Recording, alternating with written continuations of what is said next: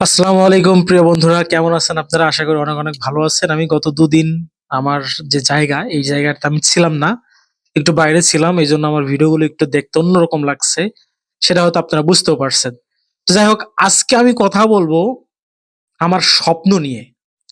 আজকে আমি কোনো সিনেমা সম্পর্কে কোনো কথা বলবো না।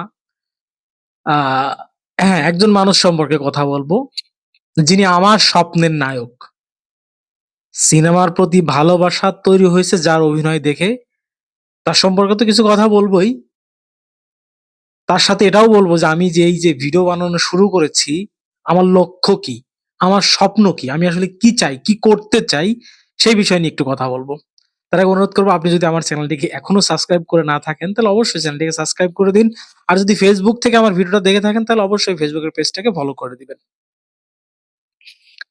আমি যখন কনটেন্ট বানানো শুরু করি তখন আসলে এখন যে যে জায়গাতে আমি দাঁড়িয়ে আছি সেটাও আমি ভাবিনি। আমি গত ২ দিন আগে আমার ফেসবুকে একটা পোস্ট করেছিলাম।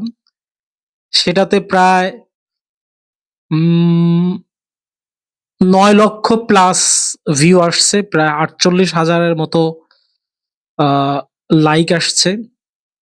তার সাথে ওই একটা ভিডিও থেকেই প্রায় ২,০০০ এর মতো ফেসবুকে ফলোয়ার্সও আসছে।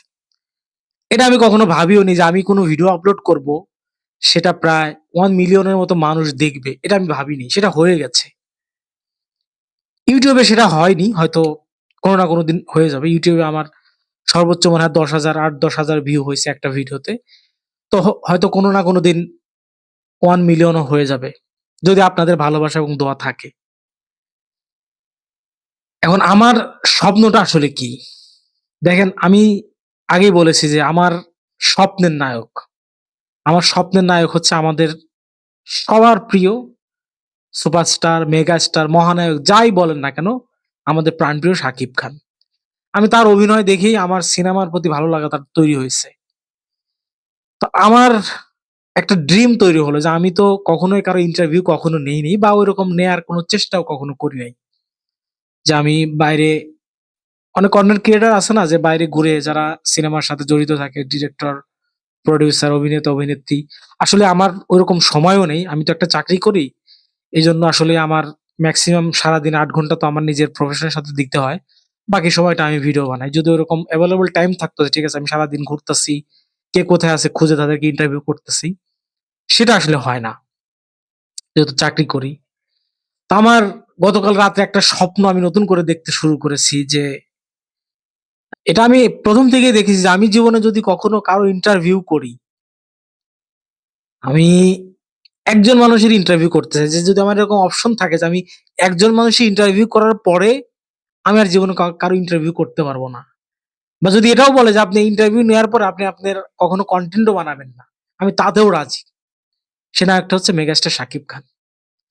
এটা আমার স্বপ্ন যে আমি কোনো না কোনো দিন আমি মেগাস্টার শাকিব খানের একটা ইন্টারভিউ নিতে চাই।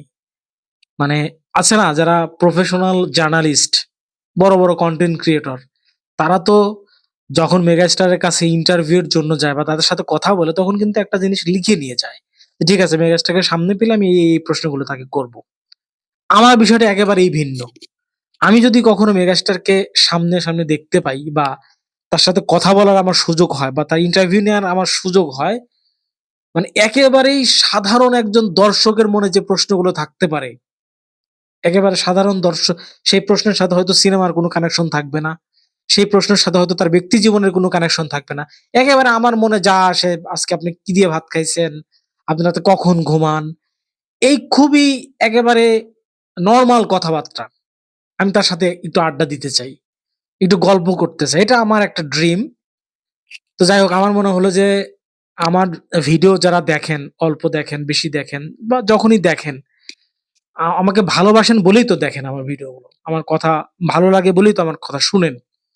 তা ভাবলাম যে আমার এই স্বপ্নটাকে আমি আমার অডিয়েন্স যারা আমার ফলোয়ার্স আছেন তাদের সাথে আমি এটা শেয়ার করি।